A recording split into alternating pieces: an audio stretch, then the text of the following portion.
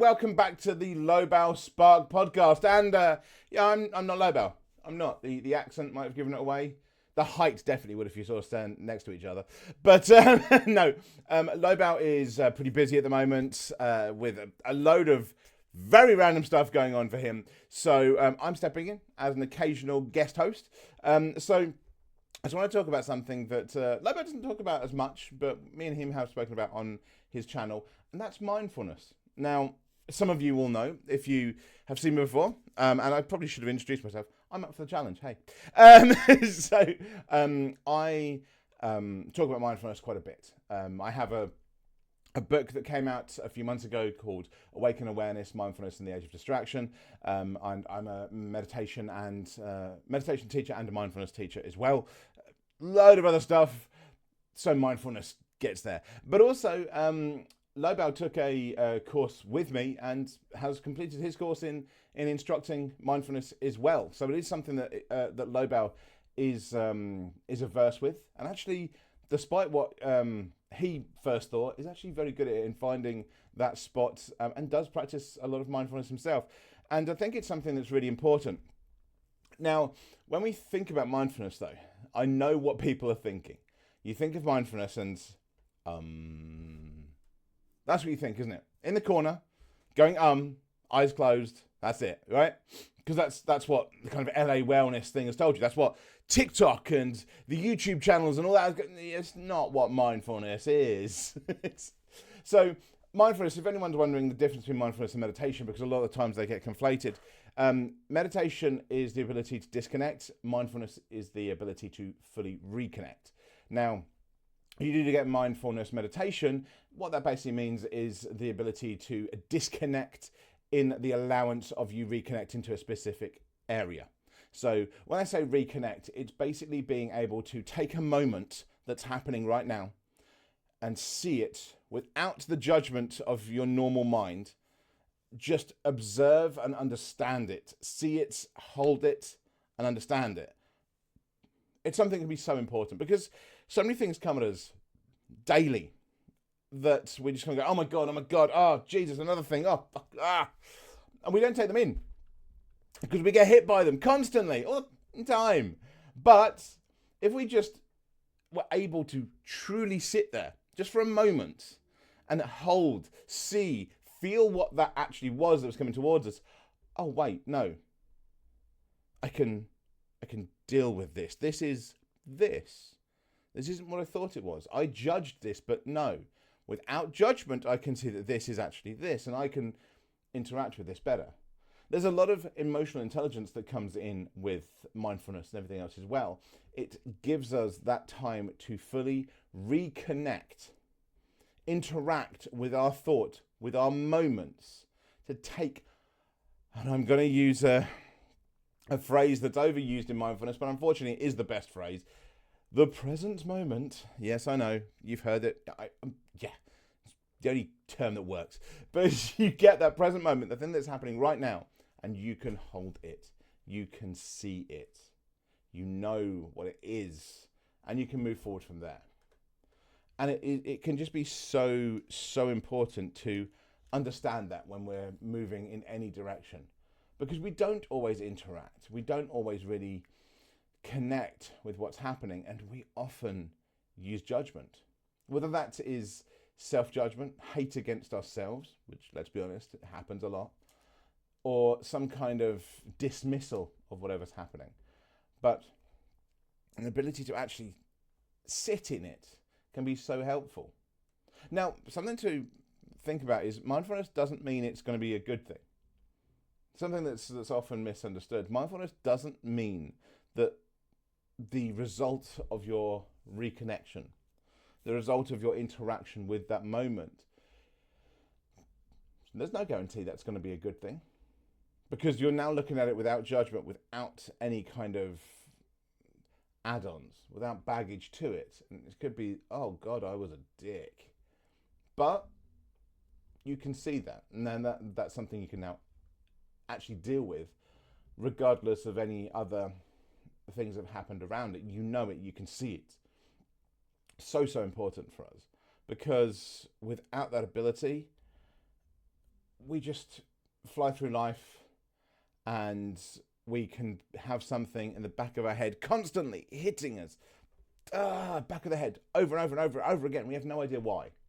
We have no idea what's going on, but there's always something, there's always a reason for underlying anxiety. If we just took that moment to see it, to find it, we could understand. We could truly interact with it. And that can be so important. Because if we know it's good, great, it can be helpful going forward. If it's bad, kind of great, because now, right, we know this is here. We're not going to ignore it. We see it. There's no dismissal. There's no judgment around it. We just know that it is this. We can then deal with it going forward. Now, we can do this in so many different ways. I mean, as I've said, there's mindfulness meditation, of course. There's simply mindfulness activities that can be done. You can be mindful when you're having a plate of spaghetti. Honestly, you can. Works. It's called mindful eating. Sounds weird. Works for some people. Doesn't work for me. I'm not a mindful eater. But mindful activities, mindful walking, that's the one that can get a lot of people. You know, find a park nearby and go for a walk. Go for a walk in nature. Or if you're someone that enjoys the city, you know, just take a couple of blocks, have a walk round. You know, how many times have people said, I'm going to clear my head? That's a usual, I don't know if that's as universal as it may be, but certainly in the UK, I'm going to go clear my head.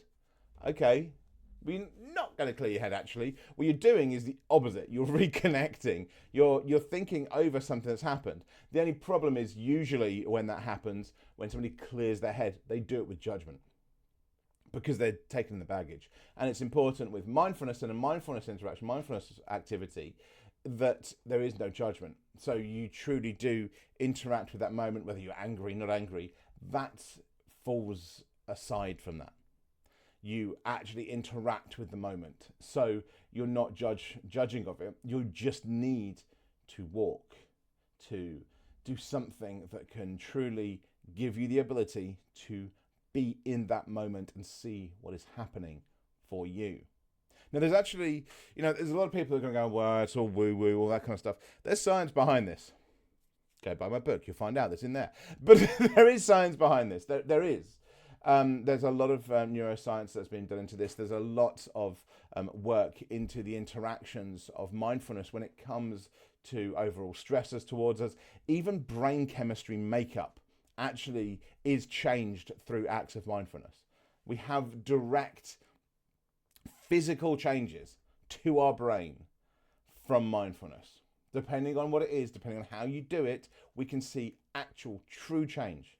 Lowered cortisol levels, change in the amygdala. We can see these changes. There literally has been studies, many studies through neuroscience and elsewhere showing true direct change. And that's something we need to understand, we need to know, because it isn't just, oh, let's go and, skip in the fields and go la la la and it'll be better. No, there is backing for this.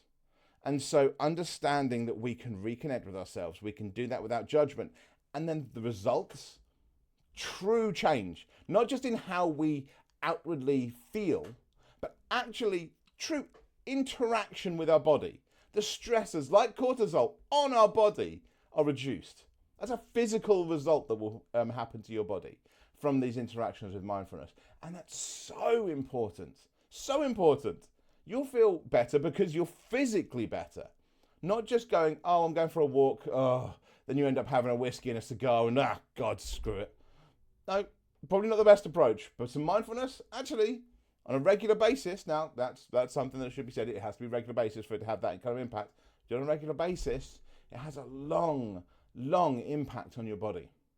So these things of mindfulness are so important in how we do it. Now, obviously, the right kind of mindfulness for you is important, finding what's best for you. I will often say that finding your own mindfulness activity is important, whether that is walking, whether that is gardening, whether that's cooking. Hey, cooking can be a great mindfulness thing for people. Whether that's looking at the moon, whether that's swimming. They all, if they work for you and they allow you to reconnect, understand that moment, can be great. Doing that once a day, once a week, just having that moment of mindfulness can just take that weight off of you and mean that your ability to sleep better comes in. You have less stressors on your body, and actually going forward can be so much more important, especially in a world where we're constantly attacked in some way, whether being attacked on social media or simply the presence of social media and workloads and everything on us all the time. And oh my God, I need to breathe, and finding something. It's so important, and it is something that can be done with ease. It's just finding what's best for you when you actually want to go forward. Finding that form of mindfulness that is right for you. And that can be anything. That truly can be anything. And it's best for you to understand that. It's your mindfulness. It's the thing that you're going to be interacting with. Doesn't matter what somebody else says about it. Doesn't matter what I say about it. I'm a mindfulness teacher, but I can't give you a mindfulness activity. I can suggest ones, but I can't say this is the one for you that's going to do everything. Oh, I don't know that. I have no idea about that. I'm not inside your mind. I don't have the interactions, because anything I make a comment on is with my own personal baggage. You need to understand how you will be able to deal with a situation without judgment and without any kind of grabbing of a situation, and how your body, how your mind is going to interact with that. Okay, so you find what's best for you. That could be interacting with the world around you in some way by being in the mountains. It could be by being in the city. It could be from disconnecting completely and being that one person in the corner going. It's so important to find what is best for you to go forward. And with that can then bring some peace, because we all need that sometimes. And unfortunately, we don't find it because, hey, mindfulness is woo-woo, right? Some of our best sports people, athletes, businessmen practice mindfulness.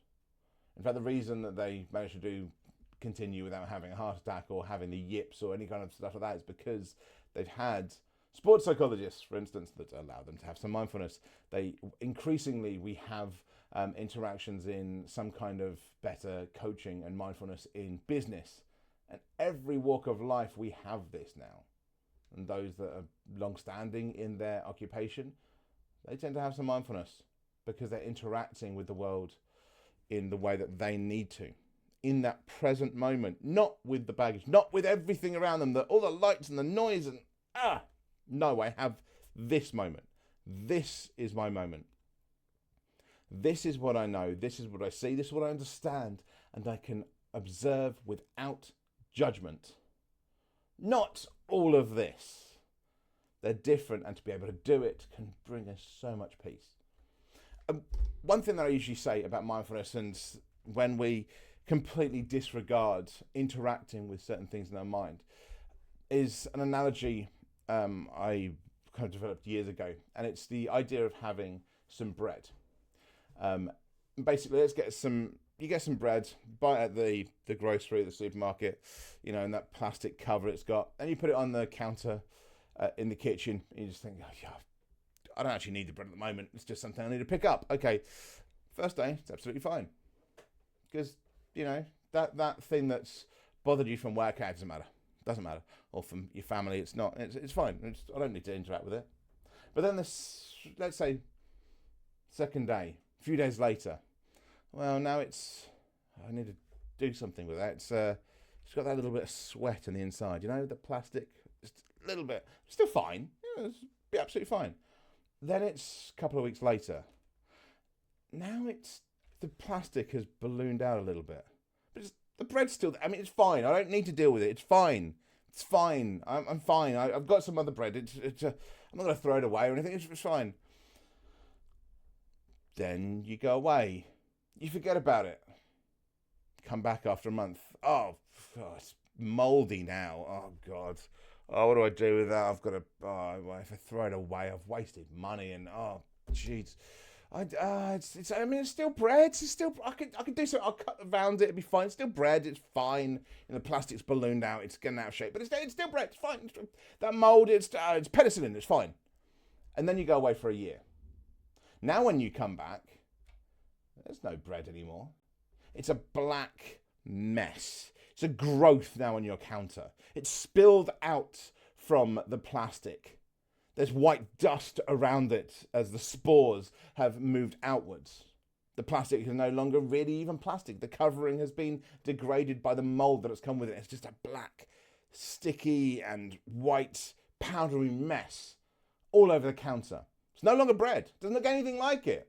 And now it's a growth. Now it's something that's a problem for everything else around. It's impeding into every other part of the kitchen. That's the thing that was just fine in your head. That's that one moment that you didn't take care of. That one thing that was in the back of your head, just slowly tapping, going, hi, I'm here. You didn't deal with it. And in the end, it moved. It spread. And that anxiety that you felt daily just becomes worse. Now, suddenly, breath is just a little bit harder to hold each day. Nothing terrible, but you never feel right anymore.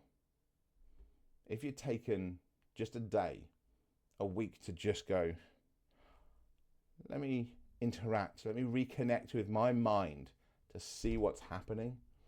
Something's not right. Let me do this now before it gets any worse. Let me have a slice of bread, have some toast now. It would have never got to the same stage. That's why it's so important to have that mindfulness, to have that interaction, because we can stop it from getting so much worse. Anyway, I know there's some sprawling over there. If you've ever seen a podcast between myself and Lobel, you'll know that our podcasts tend to sprawl a little bit and they can tentacle off. But I think that's sometimes good because it also shows, especially for mindfulness, that that's what our minds can do as well. But I hope you've taken something from that and you can find some mindfulness to find in your life in any way, any form that it does come. And thank you so much for joining us, and we'll see you again next time. Thanks, everyone.